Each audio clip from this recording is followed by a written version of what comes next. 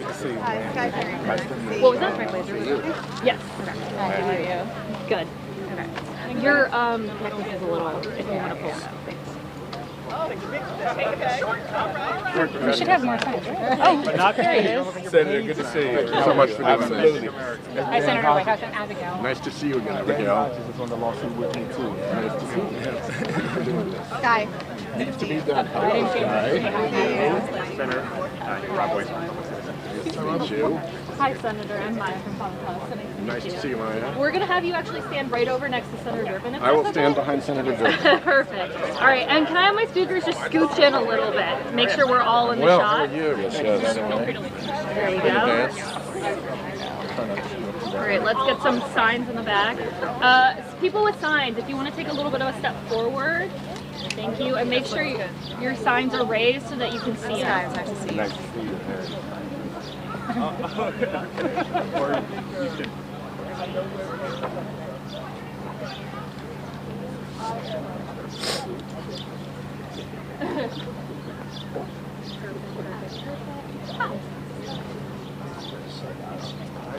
Heist. Heist. No, that is... It seems like they could be here for anything. Yes, they are. They are here for our event. Yes. Oh, okay. See, you weren't I even did listening. not. You were not even paying attention when I said, hey, it's good. Girl, it is 10:15. Wake yourself up. Oh, yeah. I think your signs... You're going to know your signs up It there. makes sense.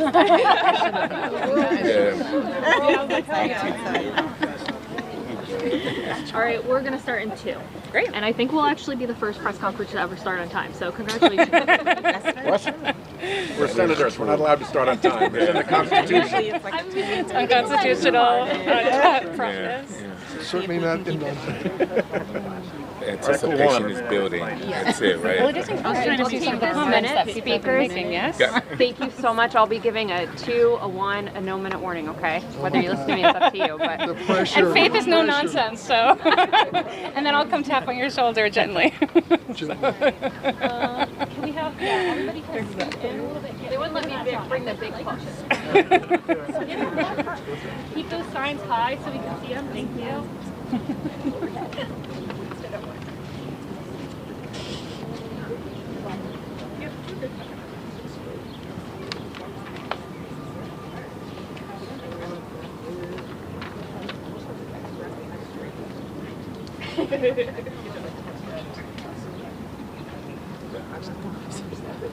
What's up, man? Good to see you.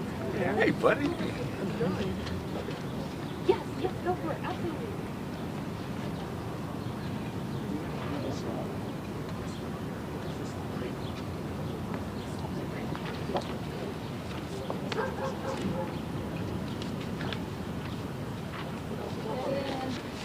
I can't believe this is so precisely timed.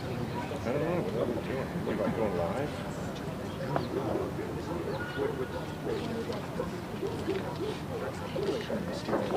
You see this picture of one If there was any doubt that the corruption in Iran should have national security. Bill Schulte, the guy who did the mortgage investigations and Letitia James is to do the NSA. Take Tulsi Gabbard's job. Can't make this up. Can't make it up. Can't make it up. He's shown us affiliated gardeners. Good morning. Good morning, Abigail. Good morning. I'm Abigail from Common Cause, a nonpartisan watchdog with 1 million members in every congressional district. Common Cause was founded in the shadow of Watergate to demand honesty in government. Now we're here with elected officials, law enforcement, and business leaders to defend this same simple rule. Nobody is above the law, not even the president. President Trump sued his government, bullying the very people he oversees into handing him a $1.8 billion slush fund. This isn't just government waste. It's one of the biggest, most brazen acts of corruption in our history and an affront to every hardworking taxpayer. We're here today to applaud those members of Congress who are standing up for the people and urge all Congress members to block this corrupt deal. If the administration sneaks away with billions, it will create precedent for them to do it over and over again, and future administrations as well. Our coalition has already taken legal action and won a court freeze on these payouts. Yesterday, the White House grudgingly accepted that court order, but a temporary pause is not enough. Now we need Congress to finish the job with a permanent ban on any secret slush fund or tax ripoff. We're here today with Crew and other organizations fighting back because we know public pressure works. That's how we blocked Trump's original bid for $10 billion, and that's how we'll stop this latest heist. Thank you, and I'll turn now to our partners, starting with Senator Dick Durbin from the Senate Judiciary Committee. Well, it's an honor to be with you today, to gather in the shadow of the Capitol, and for me to stand in the shadow of Harry Dunn. Thank you, too. I thank them especially because on January 6, 2021, when the violent mob descended on the Capitol, these men and hundreds like them risked their lives for me, for every member of Congress, and for everyone visiting the Capitol building. History is going to be rewritten if we're not careful and make that just a tourist visit to the Capitol that day, but those of us who were there certainly know better. And the notion that we are going to come up with a fund to provide some sort of a relief for the Capitol Hill police cop beaters is outrageous to me. To think that the Republican Party would even consider it. And that's why we're making every effort to make sure that there is a record vote against this slush fund. The notion that the people that beat up on our cops are going to get millions of dollars in relief is disgusting. It's un-American, and it should be rejected by both political parties summarily. Now, there's a lot of question in the news as to whether or not it's alive or well, whether the slush fund has been killed by a court. We want to make sure it is voted on directly by members of Congress and the Senate and the House. Go on the record and then go home and explain your vote. If you want to vote for giving these cop beaters a relief, then pay the price at home when you try to explain it to the people you work with. Now, I know this president is very busy with a lot of things going on. He's building a caged wrestling match arena on the lawn of the White House so he can celebrate the 250th anniversary of America. He's building a $1 billion ballroom, arches that are going to be a safety hazard for flights coming into National Airport, and God only knows what's next. But let's get down to the basics. The American people need a helping hand, and this slush fund, as outrageous as it is not going to help any family in America except those who don't deserve a penny.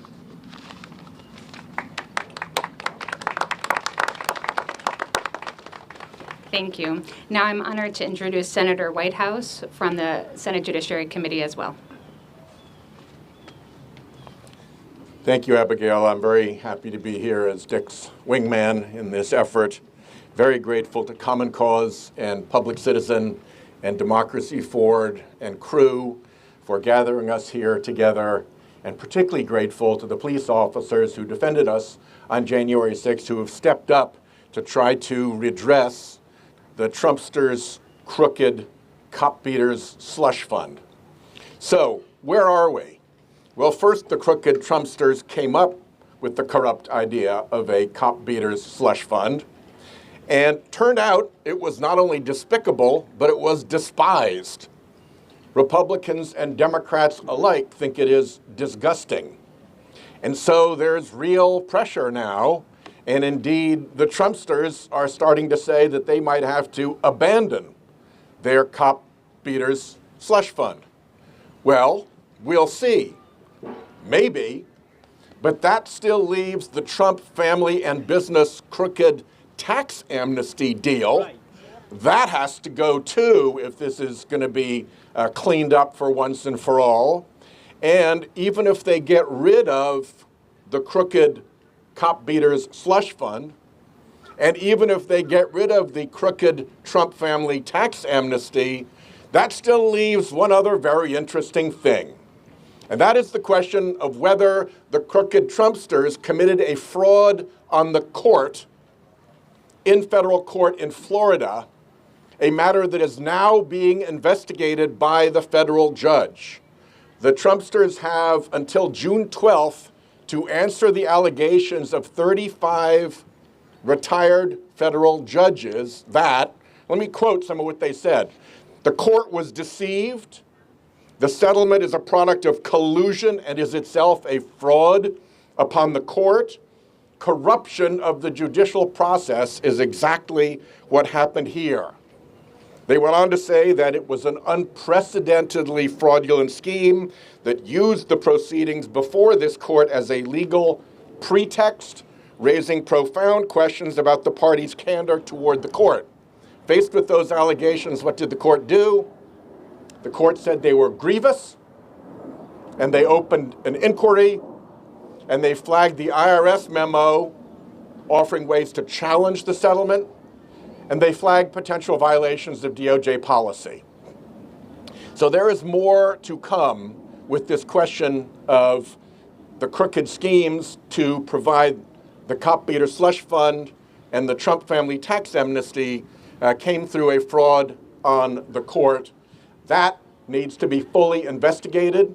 If the pleading from the administration is not determinatively conclusive that everything was okay, then the likely next step is the appointment of a special counsel or a special master to dig into those rotten facts. And I will just remind everybody, since Abigail mentioned Watergate at the beginning, Watergate was just a break-in. Thank you very much. Thank you, Senator Whitehouse. I'm now pleased to turn it to our partner in this, Rob Weissman from Public Citizen. Thanks, Abigail. When the most corrupt administration in American history creates the most corrupt deal in American history and then says, through unnamed sources, oh, never mind, it's common sense to say, that ain't enough.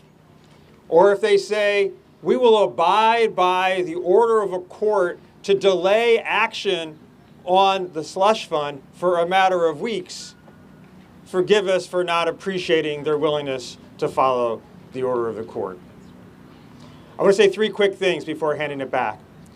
First, we at Public Citizen have filed one of many lawsuits on this case representing Allison Gill, known as the podcaster Mueller, She Wrote. We have absolutely no intention of ending that case, as I'm sure none of the other clients and legal organizations do, based on these silly statements from the administration that it's backing down without actually doing anything to rescind the fund.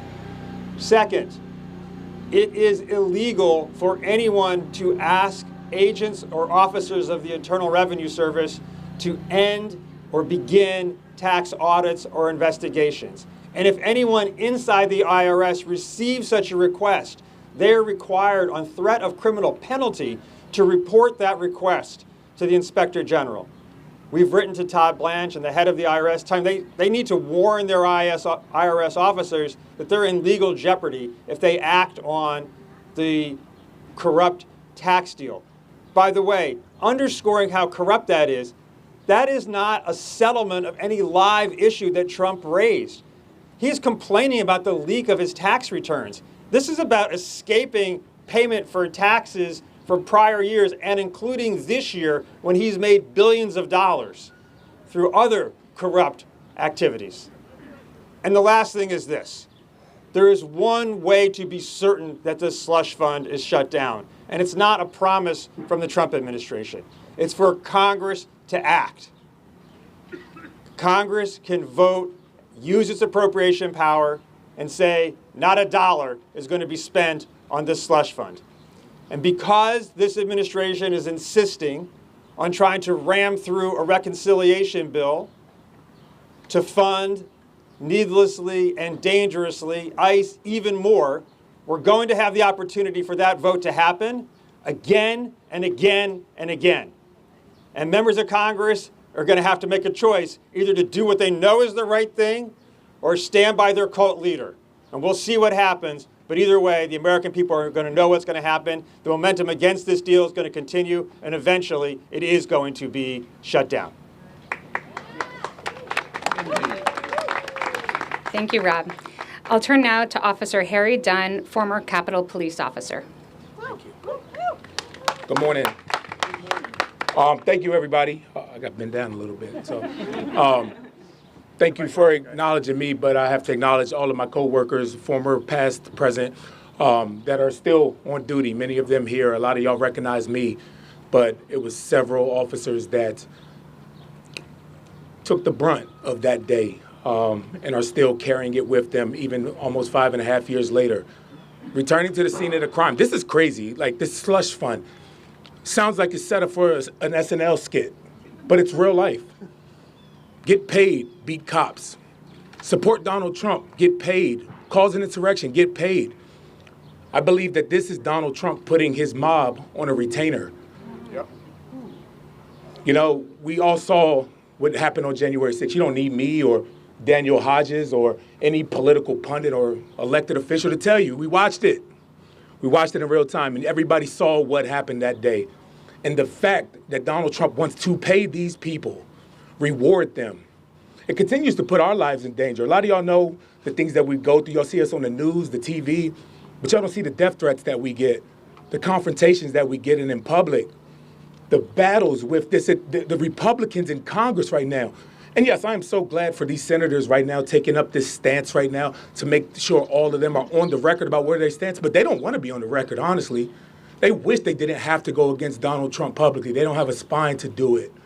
And it's really unfortunate. So that's why I'm thankful for these senators right now, forcing them to be on the record about where they stand, to make them go home and explain it to their constituents in their district. This is taxpayer money.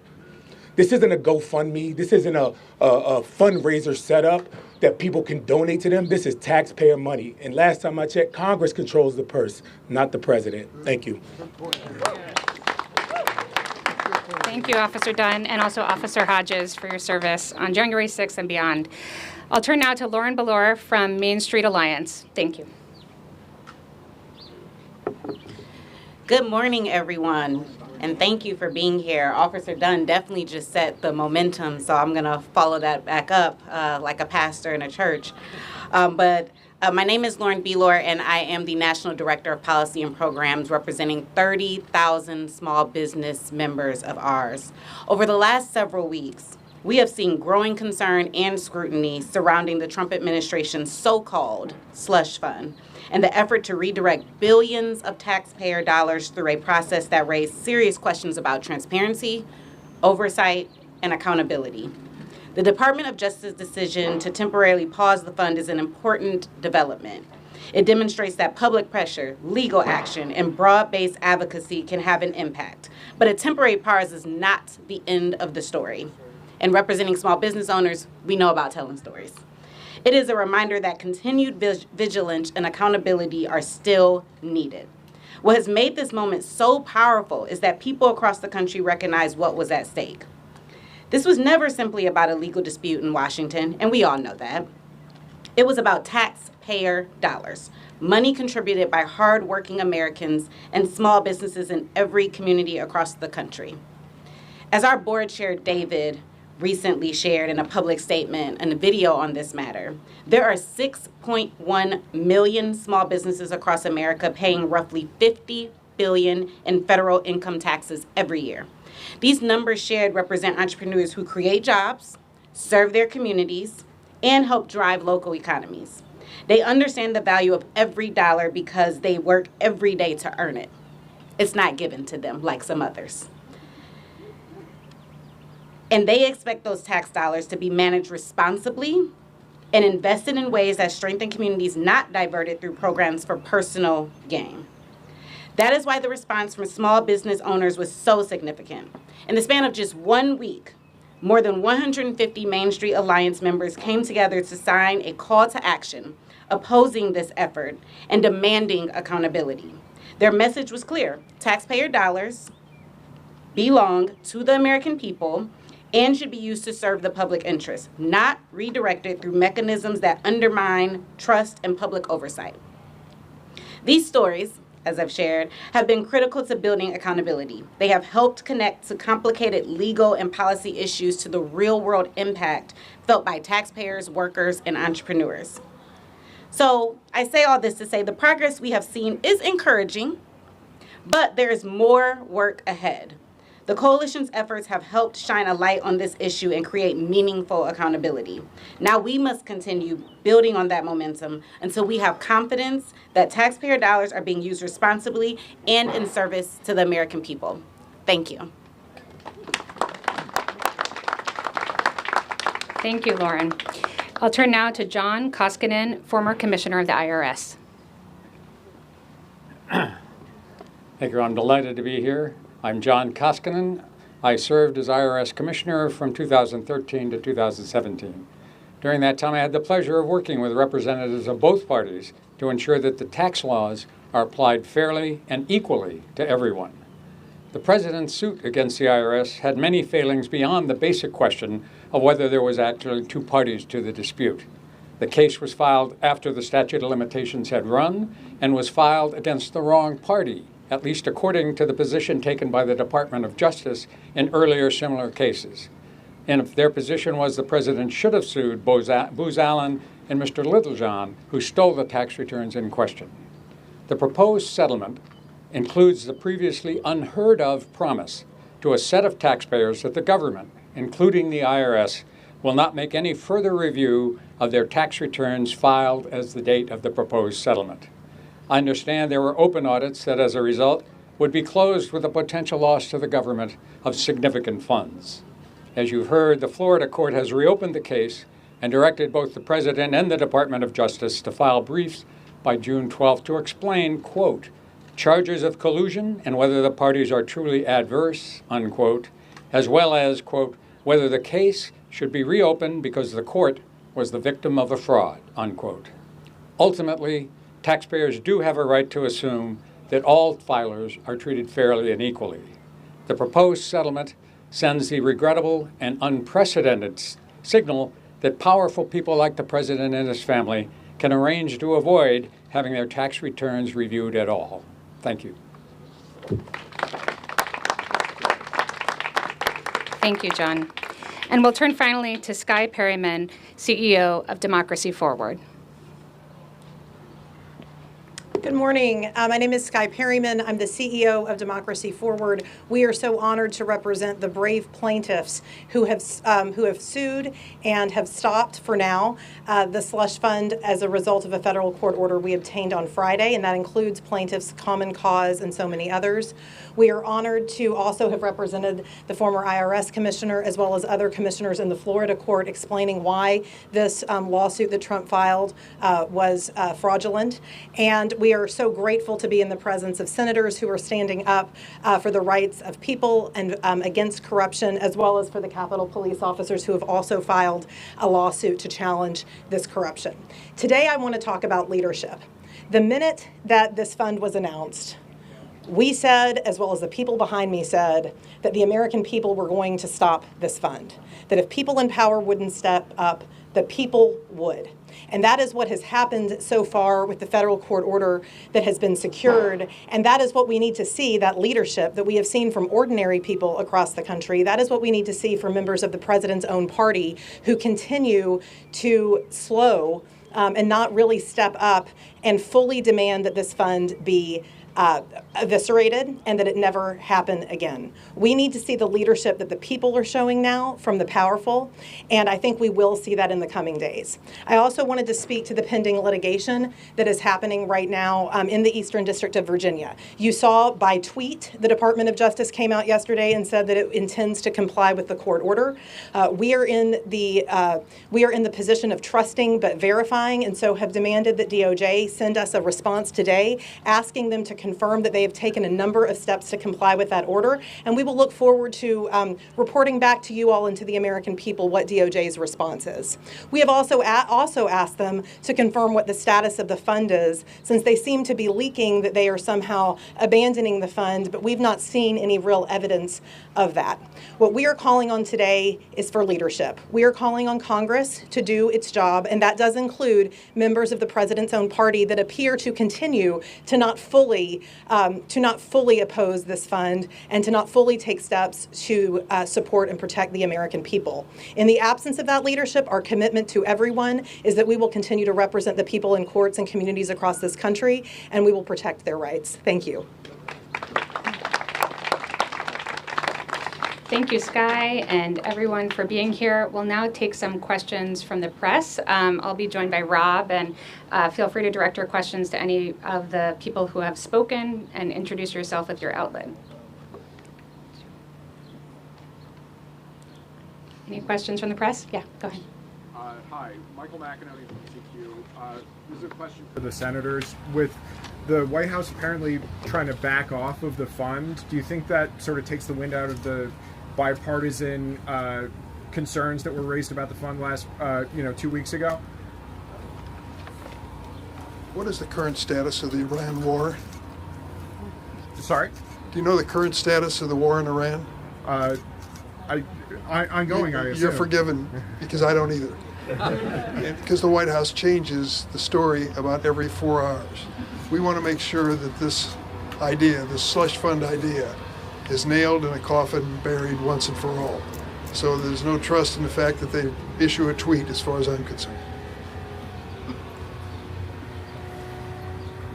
Thank you. Anybody else?